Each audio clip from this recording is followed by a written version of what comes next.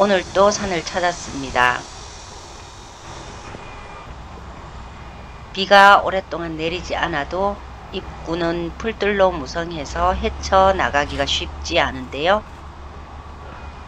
메마른 땅을 걷고 있자니 발바닥이 딱딱해집니다. 숲으로 진입을 했고요. 이제부터 본격적인 버섯을 탐색해 봅니다. 기운 없이 썰어져 있는 버섯을 만나는데요. 흰 가시 광대버섯의 모습입니다.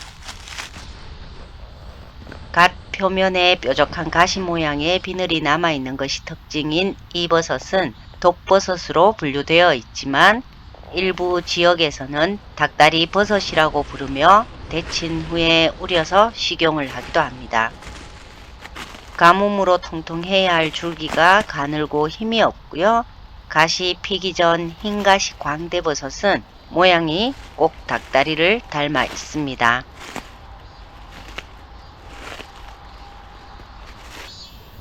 숲에서 나와 다른 골짜기로 이동하기 위해 산길을 걷습니다. 예년과 달리 작은 풀이나 버섯들이 전혀 보이지 않는 모습이고요. 간혹 버섯이 보인다 해도 모두 말라 죽어가고 있습니다.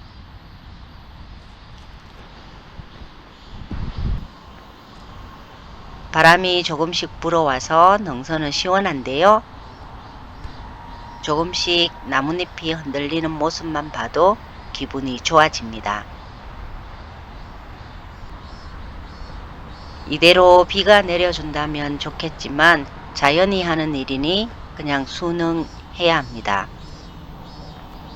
산길에서 아직 남아있는 산딸기를 만나는데요. 모두 녹아내리고 있는 중입니다. 산길을 따라 다시 숲으로 들어서는데요. 거물버섯 속에 버섯이 죽어 있습니다. 언뜻 보기에 접시 끌끌이 거물버섯처럼 보였는데 녹균화가 너무 진행되어서 동정이 어려운 거물버섯 속의 버섯입니다.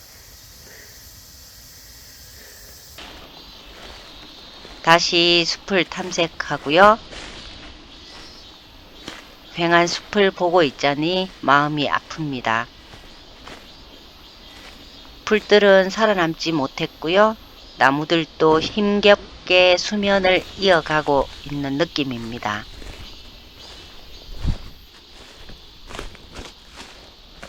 죽은 나무에 붉은 덕다리 버섯이 세력을 넓히지 못하고 올라와 있습니다.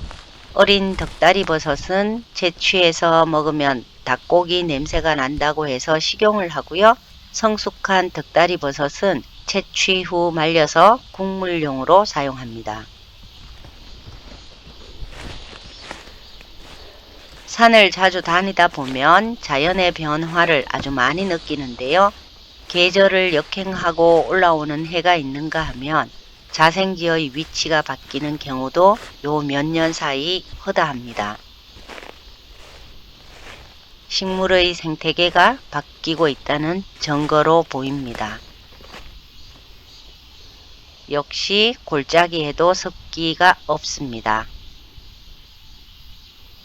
강도 메말라서 바닥을 드러내고 있는 요즘 비가 내리지 않는 숲의 골짜기에 물이 없는 것이 당연하겠지만 기우제라도 지내고 싶을 정도로 비 소식이 간절합니다.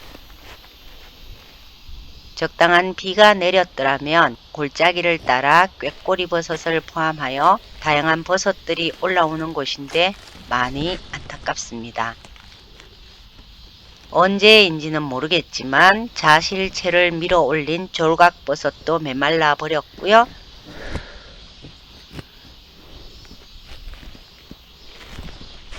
풀 한 폭이 없는 여름 숲은 정말 처음 봅니다.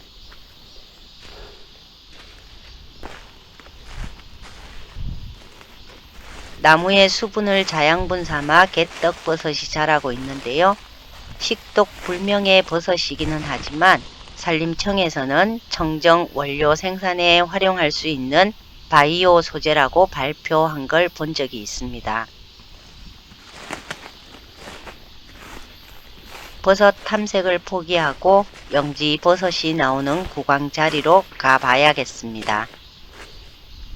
제가 알고 있는 마지막 영지버섯 구강 자리인데요. 해마다 3군데서만 채취를 해도 두루두루 나눔을 할 수 있었는데 올해는 이 역시 어떤 상황일지 가늠할 수가 없습니다.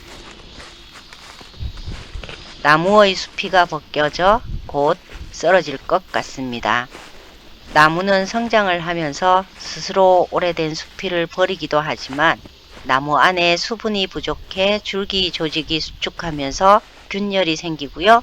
폭염으로 인해서 수피의 손상이 더욱 가속화되어서 결국 이렇게 떨어져 나가는 경우도 있습니다. 두 가지 경우 모두 나무가 스트레스를 받았다는 증거라고 합니다. 황량한 골짜기가 마치 한겨울 숲 같습니다. 대부분의 버섯들은 수분 조건에 상당히 민감해서 이런 날씨에는 볼 수 없지만 영지버섯은 다른 버섯에 비해서 상당히 단단한 몸체를 가지고 있기 때문에 이미 형성된 자실체가 있다면 수분이 빠져나가도 쉽게 물러지지 않고요. 또 오랫동안 남아있는 경우가 많습니다. 그래서 요즘처럼 가뭄이 지속되어도 산에서는 영지버섯의 흔적을 발견할 수 있는데요. 그렇다고 예년처럼 많이 나오는 것은 아닙니다. 새로운 자실체가 만들어지고 성장하는 데에는 역시 적절한 수분과 온도 조건이 필요하기 때문인데요. 그렇기에 어려운 환경 속에서도 비교적 오래 자리를 지키고 있지만 역시나 가뭄으로 성하게 자라지 못하고 금방 벌레에 먹혀버리거나 말라서 죽어가기도 합니다. 영지버섯 구강 자리로 들어섰는데요. 예년에 비해 상당히 개체수가 줄어든 모습입니다. 상태 또한 그다지 좋은 모습은 아닌 것 같고요. 이곳 주변으로도 상당한 영지버섯을 만날 수 있는 곳인데 작은 버섯들은 거의 보이지 않고요. 큰 것들도 벌써 벌레가 먹었거나 상태가 부실합니다. 그리고 해마다 함께 올라오던 붉은 사슴 뿔버섯은 아예 흔적조차 없습니다. 평소 같으면 주변이 온통 영지버섯이어서 발을 내딛기가 조심스러웠었는데요. 올해는 썩은 나무 덩굴 주변에만 겨우 몇 개체가 보입니다. 어쩔 수 없이 상한버섯 몇 개라도 채취를 해야겠습니다.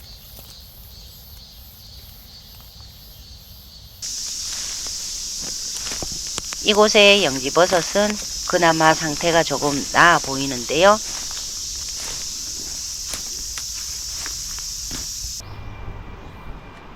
영지버섯을 채취하고 하산하는 길입니다. 오전에 올라갔던 맞은편으로 이곳에도 능선에서 보았던 산딸기가 아직 붉은 열매를 달고 있는 모습을 봅니다. 하산을 하려는데요. 저 앞으로 벌집이 보입니다. 조심스럽게 다가가니 뱀 허물 쌍쌍 벌집으로 입구에는 벌들이 왔다 갔다 하고 있습니다. 나뭇가지처럼 위장한 벌집의 겉모양이 뱀이 허물을 벗어놓은 것처럼 보이는데요. 일반적인 벌집의 모습과는 상당히 달라서 육각형의 방들이 바깥쪽으로 그대로 노출되어 개방형의 구조를 가지고 있습니다. 영지버섯 몇 개만 얻은 산행이었지만 이렇게 나올 수 있어서 오늘도 행복합니다.